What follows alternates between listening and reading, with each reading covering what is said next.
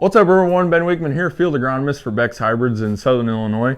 Today I'm joined along with PFR Location Lead here at Effingham, Jacob Schultz, and today we wanted to talk to you about some things that relate to soybean planting date, but also how do we maximize some of that soybean planting date around fertility and some of the new trials that we've been looking at with fertility on soybeans. We've spent a lot of time looking at corn fertility programs, things like that. But here at PFR, we wanted to take some of those things that we looked at in corn fertility management and apply that to soybeans with different products. Jacob, what are we looking at here in some of these studies here at PFR? Yep, so the one study we're most excited about this, we took and planted some 15-inch beans, and we used dribble tubes to apply different rates of nitrogen, ATS, and KTS on our 15-inch soybeans. And so very low, fairly low use rates, 30 units of nitrogen through 28, so about 10 gallon the acre, 2 gallon the acre of KTS and ATS.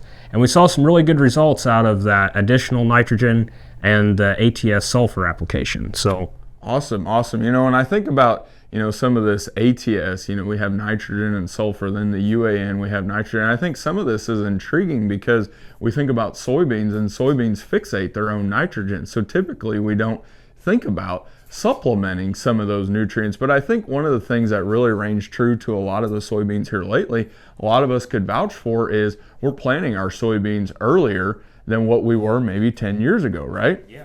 And, you know, the thing about planting earlier is typically our soil conditions are cooler, the weather is a little bit cooler, so sometimes our microbes aren't as active, but then also those soybeans are slow growing. But then also we know that planting our soybeans earlier is probably the #1 yield driver that we've seen in PFR. So we've started trying to figure out, okay, what nutrients do we need to add to help maximize that yield?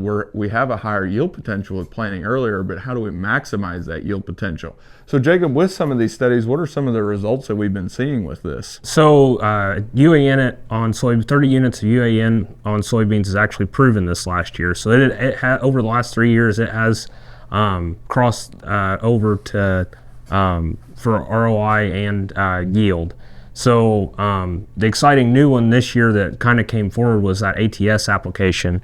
It's not obvious that just that little 2 gallon rate, it was enough to push those soybeans, but this year it absolutely was. And I think it was that we got them planted really early. It was cool and damp, and I think that really helped push them, push the yield on those soybeans. Yeah, so I think, you know, when we think about this year, when we went to the dribble study, we saw here at the farm, close to about a $40 return on the nitrogen. Yep. And what was it on the sulfur again? What was that? $20 rate of return for 2 gallons. I mean, you can plant a long ways with that low use rate. Right. So that's, you know, the bigger problem that you're going to have with that 2 gallon use rate is making sure that your pump can do something that low, right?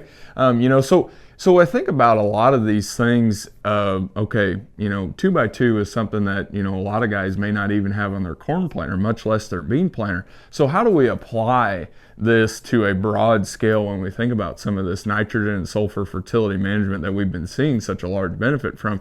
And my #1 go-to recommendation for all this stuff is using ammonium sulfate, dry AMS, especially if we're spring applied dry fertility ahead of our soybean. I always recommend anywhere from 75 to 100 pounds of product of AMS. That's going to give us a very good balance of nitrogen and sulfur out there to help get those beans up out of the ground. Sulfur and nitrogen can also help those beans be a little bit healthier out there, so build a more robust study. But ultimately, we want to mitigate any stress so we can prevent that soybean plant from having a bad day out there. So, you know, I think if there's one thing to take away from this, especially with the beautiful weather that we're having here lately, it kind of gives us that urge to maybe want to go and plant out there. And that's one of those things, you know, think about some of this nitrogen and sulfur, especially in this early planted soybean scenario that we could potentially be in this year. Think about that, so not only we can maximize our yield, but we have a healthy start to that soybean growing season as well. Jacob, you have anything else to add? No, I think we've covered it all very thoroughly. All right, perfect. Well, if you guys have any questions about any of this type of stuff, feel free to get a hold of myself or Jacob or Tony or any Beck's representative, and we'd be happy to help. But with that, thanks and have a great day.